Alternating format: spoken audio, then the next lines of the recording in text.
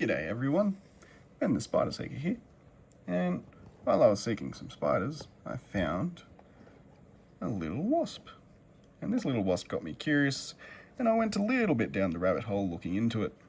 So, first thing, well, it wasn't the first thing I noticed it after zooming in on it, is if you look at its face, it's got a mini face on its face. Looks like it's a little bit angry. Now those aren't its actual mandibles, that's just markings on its face. Out of interest, most wasps apparently, well, all wasps apparently have unique markings on their face, so you can almost tell individuals apart. I haven't looked into it, and I haven't looked at enough wasp faces to be certain, to be honest, but, you know, it's an interesting point to look into if you're curious. Now, one thing about these guys is this is actually not a native species. It is a paper wasp. It looks pretty much very similar to our native paper wasps. This one is the Asian paper wasp. It is Polistes chinensis. And where it differs from our common paper wasp, it's not particularly in the range. It is sort of spread across Victoria and New South Wales mostly, like eastern sort of coast area.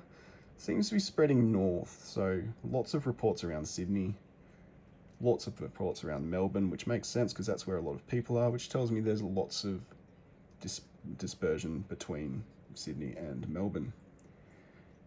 Now, I'm in Goulburn, which is sort of inland, a couple of hours down the highway from Sydney. So I'm not surprised to see it here. I'm surprised because I'd never actually heard of these before. So Polistes chinensis is different from our native species, Polistes humilis, in that it doesn't have any brown markings on it. So Polistes chinensis is entirely black and yellow.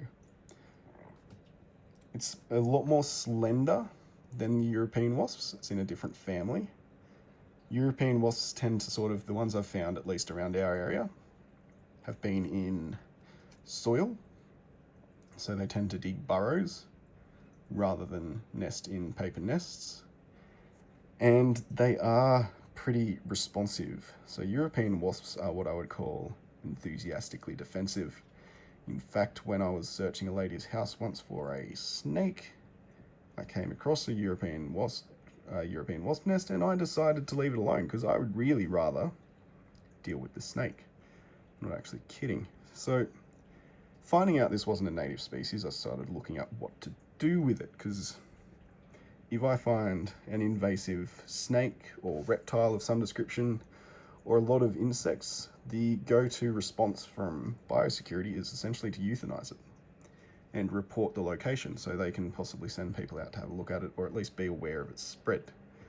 I contacted biosecurity, and these ones have more or less become naturalized. They've spread so far that they've pretty much reached beyond a capacity for control, and they're not actually causing a lot of environmental or agricultural damage. So if anything, they're an additional pollinator.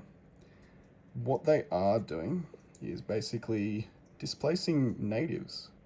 So there's native paper wasps that do exactly the same thing. So they fill the same niche. They'll still make a nest up on your brick wall or fibro wall from when I was a kid. And they particularly seem to like eaves because it protects them from weather. And they can build a little nest there.